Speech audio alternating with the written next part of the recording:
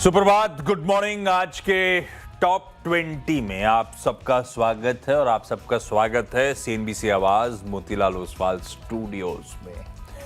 शुक्रवार का दिन है, फ्राइडे, एक्सटेंडेड वीकेंड सामने खड़ा है, ध्यान रखिएगा। ट्रेड रिज्यूम अब इसके बाद होगा मंगलवार को, पर खूब एक्शन है भाई साहब। पूरा हफ्ता बहुत इंटरेस्टिंग रहा। मार्केट वोलेटिलिटी अच्छी खासी थी, अभी तक डस्ट सेटल नहीं हुई है। कल रिस्पाइट जरूर था स्क्रीन्स पे, तो ध्यान रखिएगा। और आज गिफ्ट निफ्टी एकदम फ्लैट, लाल और हरे के बीच में झूल रहा है, लेकिन लार्जली कल के क्लोजिंग के इर्द गिर्द ही हम शुरुआत करेंगे इस तरह के इंडिकेशंस आते हुए। ऐसे में आशीष भाई साहब, गुड मॉर्निंग। मूड कैसा और शुरुआती स्टॉक्स कौन से हैं? Good morning. और संकेत तो थोड़े से सुस्त साइड पर देखने को मिल रहे हैं, थोड़े से नेगेटिव बायस के साथ। गिफ्ट निफ्टी आपको तकरीबन 10 अंकों की गिरावट दिखा रहा है। हालांकि यूएस के मार्केट्स में देखें तो लगातार एक्शन देखने को मिल रहा है और सबसे ज़्यादा एक्शन जहां पर है वो है कमोडिटी मार्केट, क्योंकि सोने और चांदी क्या गजब के मूव देखने को मिल रहे हैं। कल दिन के दौरान आप एमसीएक्स में देखें तो सिल्वर में एक बार के लिए 4% का लोअर सर्किट लगा, लेकिन उसके बाद ऑफलोज रिकवरी देखने को मिली। और कल अंतर्राष्ट्रीय बाजार में रात को देखें तो काफ़ी बड़ा मूव यहाँ पर आपको नजर आया। सोना है, चांदी है, सबसे ज़्यादा चमक यहीं पर ही आपको देखने को मिल रही है। अर्निंग्स का बहुत एक्सट्रीम रिएक्शन देखने को मिल रहा है, जहाँ पर नतीजे विजिबिलिटी काफ़ी बढ़िया है, वहाँ पर मार्केट रिवॉर्ड भी कर रहा है। बड़े मूव्स देखने को मिल रहे हैं। आपको एक उदाहरण के तौर पर बताता हूँ, आप क्रेडिट एक्सेस ग्रामीण को देखिए, 2 दिनों में तकरीबन आप 16-17% का मूव देख चुके हैं। अच्छे इंटरनल्स के बाद स्टॉक में काफ़ी बड़ा मूव देखने को मिला। और भी ऐसे स्टॉक्स हैं जहां पर नतीजों ने डिसअपॉइंट किया, तो एक एक्सट्रीम रिएक्शन है। तो आइडियाज़ भरपूर हैं ट्रेड करने के लिए, वॉच लिस्ट बनाने में कोई दिक्कत नहीं। बहुत सारे स्टॉक्स हैं कैश के, खबरों के चलते, ब्रोकरेज के रडार पर, तो बड़े इंटरेस्टिंग स्टॉक्स हैं। और आज थोड़ा सा मिक्स्ड सेट है, यानी कुछ हरे निशान में है और कुछ लाल निशान में। शुरुआत में करूंगा लाल निशान के साथ। पहला स्टॉक है मेरी लिस्ट में गेल, यहाँ पर आप रखिएगा खास फोकस। और दरअसल जैसे कि हम बात कर रहे हैं कि कमोडिटीज़ मार्केट में ज़बरदस्त एक्शन देखने को मिल रहा है और एनर्जी एज अ सेगमेंट अब ये भी काफ़ी ज़्यादा वॉलेटाइल हो रहा है। पिछले 2-3 दिनों में देखें तो नेचुरल गैस की कीमतों में अंतर्राष्ट्रीय बाजार में बहुत ज़बरदस्त मूव देखने को मिला। एक दिन में 20-20% के मूव यहाँ पर देखने को मिल रहे हैं। तो अब समझना चाहते थे कि इसका क्या इम्पैक्ट है, तो अब रिपोर्ट आ गई है और रिपोर्ट्स इंडिकेट ये कर रही हैं कि गेल को नुकसान यहाँ पर देखने को मिल सकता है। दरअसल अगर आप देखें तो जिस प्रकार से बड़ा उछाल यहाँ पर आ रहा है, हो सकता है कि जो गेल की अर्निंग्स है यहाँ पर इम्पैक्ट हो जाए। इनफैक्ट क्वांटिफाई भी करके बताया गया है कि एबिटा पर इम्पैक्ट तकरीबन 200 करोड़ के आसपास का देखने को मिल सकता है। इसी के चलते ये जो हेडविंड्स हैं असर देखने को मिलेगा। गेल ये पहला स्टॉक है जिसे एनरेड लेके चलूंगा। और दूसरा भी सिमिलर तर्क पे पेट्रोनेट एलएनजी, क्योंकि ये गैस को इंपोर्ट करता है। तो यहाँ पर अगर आप देखें तो जो एलएनजी प्राइजेस एशिया में है ये अपने रिकॉर्ड पर चल रहे हैं। इसी के चलते एक इम्पैक्ट यहाँ पर आएगा। पेट्रोनेट एलएनजी वैसे भी स्टॉक परफॉर्म नहीं कर रहा है, ब्रेकआउट के बाद रिजेक्शंस यहाँ पर देखने को मिल रहे हैं। तो ये दूसरा स्टॉक है जिसे रखा है इनरेड। बढ़िया है। कल ना शाम को सबसे इंटरेस्टिंग डेवलपमेंट मेरे लिए था अदर पूनावाला साहब का ट्वीट। हालांकि ये बहुत दिन से सुगबुगाहट चैनल पे चर्चा भी हो चुकी है, फिर एक डिक्लाइन टाइप आया था कि वैल्यूएशन बड़े स्ट्रेच्ड हैं। मैं ये बात कर रहा हूँ अदर पूनावाला जो बिजनेसमैन है, उन्होंने कल ट्वीट करा था, ये आपके रॉयल चैलेंजर्स बेंगलुरु को खरीदने में इच्छुक हैं। यही चैनल पे बात हुई थी, पर उसके बाद वैल्यूएशन रिलेटेड कंसर्न्स का भी उन्होंने एक ज़माने पहले ट्वीट किया था। कल फिर उनकी तरफ से एक ट्वीट आया, over the next few months we'll be putting in a strong and competitive bid for RCB, one of the best teams in the IPL। मैं यूनाइटेड स्पिरिट्स को ग्रीन ले जा रहा हूं और पता नहीं क्यों ऐसा होता है कि सब कुछ ना भाव में रिफ्लेक्ट होना शुरू होता है। खराब नतीजे आए थे। कल सुबह रचना जी की टॉप पिक में यूएसएल था, ये कहते हुए कि पेन खत्म हो गया, लग रहा है कि इसमें कुछ एक्यूमुलेशन चल रहा है, तेजी करिए। आज कल देखिए स्टॉक कैसे 1.5% ऊपर बंद हुआ है, दिन भर एक्यूमुलेशन होता चला गया और शाम को अपडेट आता हुआ। अब आरसीबी को दरअसल यूएसएल ओन करती है, यूएसएल को डियाजो दुनिया की सबसे बड़ी लिकर मैन्युफैक्चरर ओन करती है। यूनाइटेड स्पिरिट्स ने 2025 के सेकेंड हाफ में ऑफिशियली अनाउंस कर रखा है कि वो स्ट्रैटेजिक रिव्यू करना चाहते हैं इस फ्रेंचाइजी का। सिग्नल करा था उन्होंने इंटेंट कि हम अपनी टीम को बेचना चाहते हैं। और उसके बाद आरसीबी को लेकर खूब सारे नाम अटकलें का बाजार गर्म था। मैं इस यूनाइटेड स्पिरिट्स को ग्रीन ले जा रहा हूं। एक गणित बताता हूं, दूसरा स्टॉक भी दिखा दीजिए फिर मैं गणित समझाता हूं। सन टीवी नेटवर्क्स को भी रेडार पर रख लीजिएगा भाई साहब। अगर क्रिकेट टीम्स की आईपीएल फ्रेंचाइजीज की वैल्यू अनलॉकिंग की शुरुआत हुई तो बड़ा पॉजिटिव होता है। ये सनराइजर्स हैदराबाद को ओन करती है company Sun TV. Sunrisers Hyderabad Sun TV network की एक डिवीजन है। इसको 2012 में इन्होंने डेक्कन चार्जर्स से एक्वायर करा था। अब गणित, इनमें से एक टीम है इंडिया सीमेंट्स की। अब इंडिया सीमेंट्स का कोई लेना देना नहीं है, डीमर्ज होकर एकदम अलग से ट्रेड होती है CSK, Chennai super Kings. Chennai super Kings का स्टॉक बहुत एक्टिव है अनलिस्टेड मार्केट में और मोटा मोटी वो 210, 220, 230 के आसपास कामकाज करता है। उस लिहाज से चेन्नई सुपर किंग्स की वैल्यूएशन बैठती है $1 बिलियन के आसपास, 8,000 करोड़ रुपए के आसपास। और वाकई RCB one of the most valuable teams है। कहते हैं इसकी बिड 1.5-2 बिलियन तक हो सकती है। तो यूनाइटेड स्पिरिट्स के लिए मीनिंगफुल है। यूनाइटेड स्पिरिट्स का मार्केट कैप क्या होगा? 1 लाख करोड़ का होगा।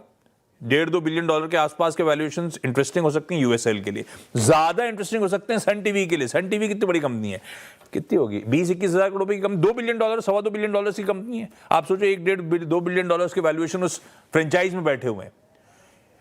ये दोनों स्टॉक रडार पे रहेंगे ज्यादा। ये चेन्नई सुपर किंग्स 1 बिलियन पे, क्योंकि अभी कोई टेक ओवर का बिड नहीं है। टेक ओवर का बिड तूल पकड़ाता है, वो ऑलरेडी 1 बिलियन पे ट्रेड करी है वैसे भी। इसीलिए गणित कहता है इंटरेस्टिंग है। यूएसएल और सन टीवी दोनों रडार पे रख लीजिए।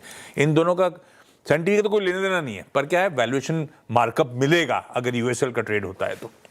अगले 2 स्टॉक भाई साहब। अगले 2 स्टॉक हैं और पहला स्टॉक है इन ग्रीन में टाटा मोटर्स सीवी। यहाँ पर आप रखिएगा खास फोकस। दरअसल आज HSBC की तरफ से एक बढ़िया रिपोर्ट आई है जहाँ पर इस स्टॉक पर ये खरीदारी की राय दे रहे हैं और 444 रुपये के करीब का भाव चल रहा है। इनकी तरफ से जो टारगेट है ये 490 रुपये का है। अब ये कह रहे हैं कि जो नए लॉन्चेस हैं इससे एक एक्शन यहाँ पर देखने को मिलेगा। खासतौर पर इन्हें पसंद आ रहा है इनका ई कमर्शियल व्हीकल का पोर्टफोलियो, जिसमें बड़ी वाइड रेंज है। ग्रोथ के प्रोस्पेक्ट्स भी बढ़िया नजर आ रहे हैं। साथ में कुछ नए सेगमेंट्स ऐसे हैं जो कि हाई प्रॉफिटेबल मार्केट में एंटर करने की तैयारी कर रहे हैं। जैसे डीप पिट माइनिंग सेक्टर के लिए जो कमर्शियल व्हीकल्स हैं ये बनाएंगे, इसका एक बड़ा बेनिफिट देखने को मिलेगा। अब मैं मान रहा हूँ कि जिस प्रकार से अशोक लेलैंड में एक बहुत मैसिव आउट परफॉर्मेंस आपको देखने को मिला, कल भी ये स्टॉक आपके साथ शेयर किया गया था और पिछले 1 साल में देखें तो क्या फैंटास्टिक रिटर्न्स डार्क हॉर्स साबित रहा है। टाटा मोटर्स कमर्शियल व्हीकल, इसको मार्केट थोड़ा सा इग्नोर करके चल रहा है, लेकिन अच्छी पैरेंटेज है, बढ़िया प्रोस्पेक्ट्स है और अब तक का ट्रैक रिकॉर्ड भी काफ़ी बढ़िया है। हो सकता है कि आज इस रिपोर्ट के चलते इसमें एक पॉजिटिव एक्शन देखने को मिले। इस स्टॉक को श्योरली इन ग्रीन लेके चल रहा हूँ। एक स्टॉक है जहां पर थोड़े से मिक्स सिग्नल्स हैं, इंटरग्लोब एविएशन की मैं बात कर रहा हूं, इससे मैं रेड लेके चलूंगा। अब दरअसल अगर आप देखें तो नतीजे, क्योंकि सबको पता था, सभी ब्रोकरेज हाउस की रिपोर्ट से ही कह रही थी कि नतीजे अच्छे देखने को मिलेंगे। ये थोड़े से दिनों का जो डिस्ट्रप्शन हुआ तो इसके बावजूद आपको जो यील्ड्स हैं बेहतर साइड पर देखने को मिलेगी। ओवरऑल इंटरनल्स ठीक ठाक हैं, लेकिन आगे के आउटलुक, ग्रोथ और विजिबिलिटी को लेकर थोड़े से कंसर्न्स यहाँ पर नजर आ रहे हैं। अब मुझे इंटरेस्टिंग रिपोर्ट लगी इन्वेस्टेक की तरफ से। हालांकि जितनी ब्रोकरेज रिपोर्ट्स आप पढ़ेंगे उतने अलग अलग मत आपको देखने को मिलेंगे। इन्वेस्टेक ये कह रहा है बिकवाली की राय के साथ 4,050 रुपये का टारगेट दिया है, जो कि करंट मार्केट प्राइस से अगर आप देखें तो नीचे का टारगेट है। इन्हें नतीजे कमजोर लग रहे हैं और खासतौर पर जो विजिबिलिटी है ये थोड़ी सी इन्हें ब्लर लग रही है। ये बता रही कि आगे जाके कॉस्ट का प्रेशर इंटेंसिफाई होता हुआ नजर आएगा और इसी के चलते इन्होंने जो ईपीएस के एस्टिमेट्स हैं इसमें बड़ा अग्रेसिव कट किया है। FY26 ईपीएस 35% और FY27 28 के नंबर्स को फिलहाल के लिए अनचेंज रखा है, लेकिन स्टॉक में आप देखें तो एक थोड़ी सी इनहेरेंट अब वीकनेस आ गई। जब से डिसरप्शन हुआ है ये स्टॉक खुलकर चल नहीं पा रहा। इससे पहले एक तरफा मैसिव आउट परफॉर्मेंस देखने को मिली थी। मैं मान रहा हूँ कि इंटरग्लोब एविएशन अगर आज तेजी के साथ शुरुआत भी हो जाती है तो इसका ऊपरी तरफ पर टिकना थोड़ा सा मुश्किल है, इसके लिए स्टॉक को रखा है इन रेड। 2 आईटी कंपनीज, एक तो दोनों ग्रीन रख रहा हूं मैं। सायंट 0.4% क्यू ऑन क्यू आय में उछाल, मार्जिन 80 बेसिस पॉइंट्स का इंप्रूवमेंट, ठीक है, डिसेंट है, इन ग्रीन।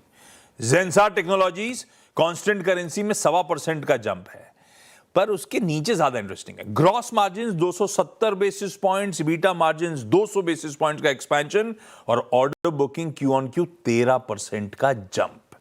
तो इसकी स्ट्रॉन्ग ऑपरेशनल परफॉर्मेंस और स्ट्रॉन्ग ऑर्डर बुकिंग के चलते भी इसको ग्रीन कर दिया। अगले 2 भाई साहब। अगले 2 स्टॉक जो हैं कैश का नंबर्स हैं एक्सीगो के, यहाँ पर आप नजर रखिएगा और नंबर्स इंटरेस्टिंग लग रहे हैं। खासतौर पर अगर आप देखें तो जो मुनाफे का ट्रेंड है काफ़ी बढ़िया, 56% की बढ़त यहाँ पर आपको देखने को मिली है। 15.5 करोड़ से बढ़कर 24 करोड़ और सीक्वेंशियल तौर पर भी नंबर्स काफ़ी अच्छे हैं। रेवेन्यू 31% का इजाफा देखने को मिला है, एबिटा 24% बढ़ा है, लेकिन एक कंसर्न ये है कि मार्जिन्स आप देखें तो इसके थोड़े से कमजोर हुए हैं, जो कि 8.81% के मार्जिन पिछले साल थे वो 8.31% के हो गए। अब देखेंगे कि स्टॉक कैसे रिएक्ट करे, लेकिन नंबर्स ओवरऑल अब तक के ट्रैक रिकॉर्ड के लिहाज से ठीक लग रहे हैं, इसको इन ग्रीन लेके चलेंगे। एक खबरों के लिहाज से स्टॉक है अशोका बिल्डकॉन, यहाँ पर आप फोकस रखिएगा। और दरअसल आप देखें तो कंपनी को एक ऑर्डर मिला है 308 करोड़ का दमन पब्लिक वर्क्स डिपार्टमेंट की तरफ से, तो इसके चलते इस स्टॉक में एक्शन आएगा। इस स्टॉक को रखा है इन ग्रीन।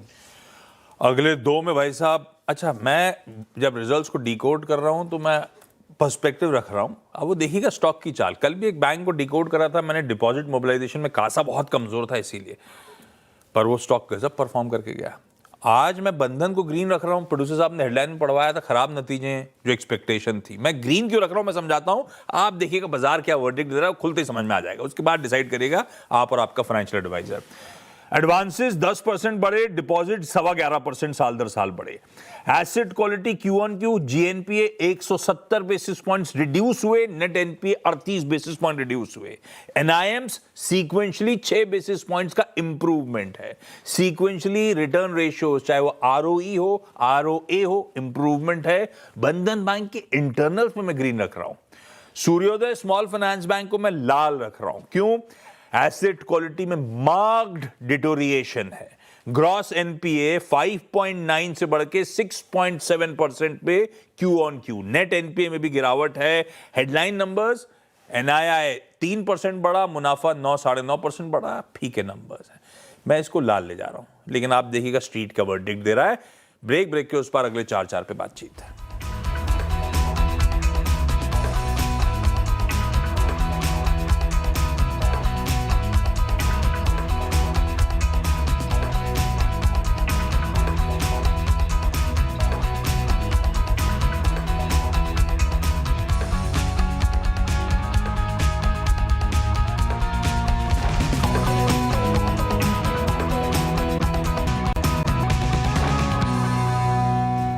चलिए ब्रेक के बाद आपका स्वागत है और अगले चार स्टॉक्स की बात कर लेते हैं। और अगले चारों स्टॉक जो है मेरी लिस्ट में टेक्निकल आधार पर है।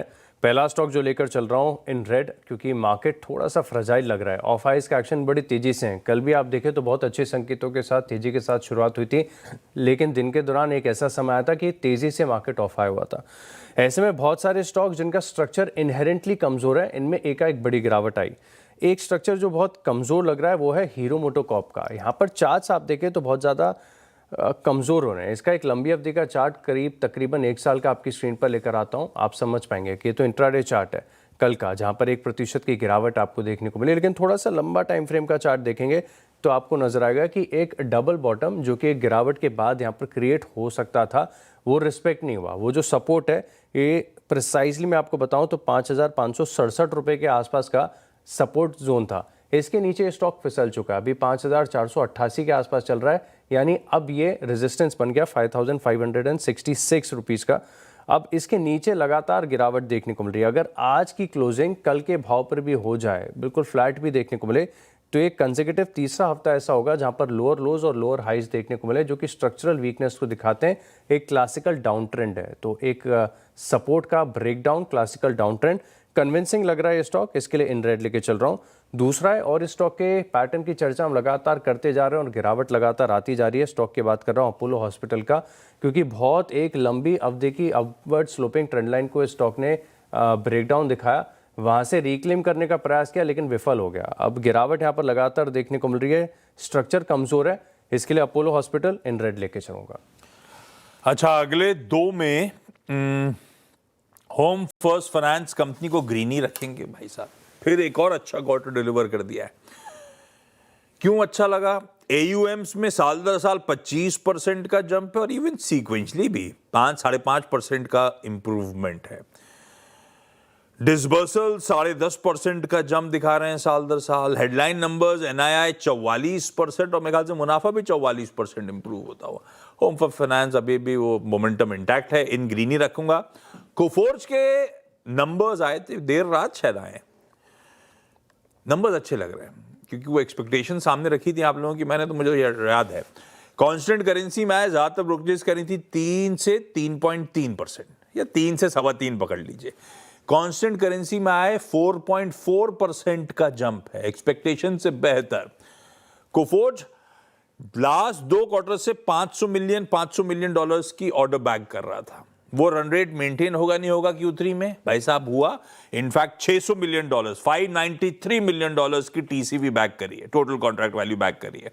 मार्जिन्स 100 बेसिस पॉइंट्स हुई, कर्मचारियों का वेतन बढ़ाया था, घटने की बात करी थी हमने, 60 बेसिस पॉइंट्स घटे हैं, तो कोफोर ने वो भी अच्छी तरीके से मैनेज कर लिया है। मैं प्रॉफिटेबिलिटी की किसी भी आईटी कंपनी की बात नहीं कर रहा हूं, क्योंकि लेबर कोड के इंपैक्ट हर जगह आपको नजर आएंगे। तो ऑपरेशनली परफॉर्मेंस, बाकी इंटरनल्स कोफोर्ज अच्छे लग रहे हैं, ग्रीन कर दिया।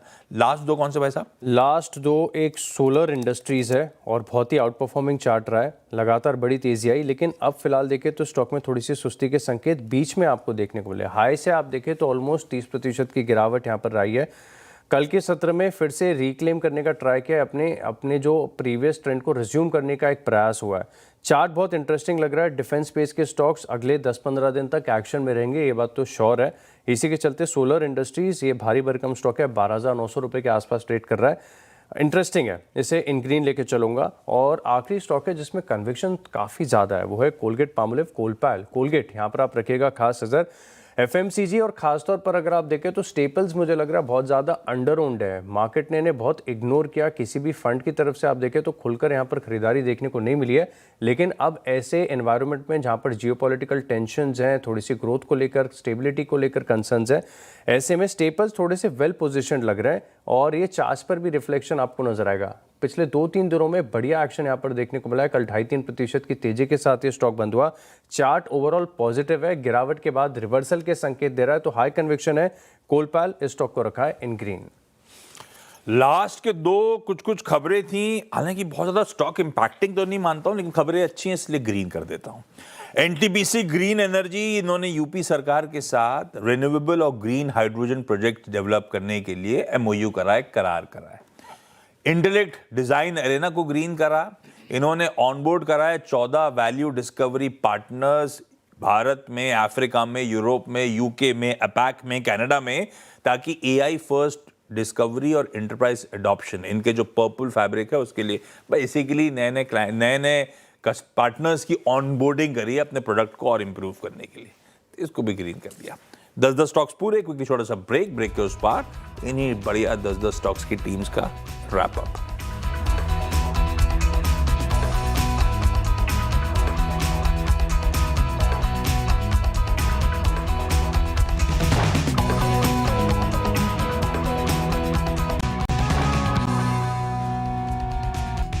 चलिए ब्रेक के बाद आपका स्वागत है और 20 स्टॉक्स की तैयार है लिस्ट, जल्दी से देख लेते हैं रिकैप। शुरुआत मैंने की गेल और पेट्रोनेट एलएनजी के साथ। टाटा मोटर्स सीवी यहाँ पर भी आप रखिएगा खास फोकस।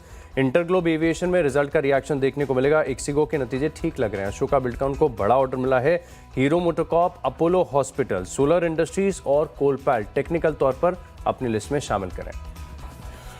10 और जोड़ लीजिए भाई इसमें, बस जिस तरह के न्यूज पैक्स थे उस लिहाज से कलर शेड रखें, देखिएगा खुलने के बाद रिएक्शंस कैसे आ रहे हैं। यूनाइटेड स्पिरिट्स और सन टीवी नेटवर्क इन ग्रीन, साथ में साइंट, जेंसार, कोफोर्ज या आईटी में हरे रख दिए। बंधन बैंक को हरा करा था, लेकिन सूर्योदय स्मॉल फाइनेंस को लाल कर दिया। होम फर्स्ट फाइनेंस के नंबर्स फिर अच्छे थे इसलिए ग्रीन करा। एनटीपीसी ग्रीन और इंटेलेक्ट को खबरों के चलते हरा ही रखा है।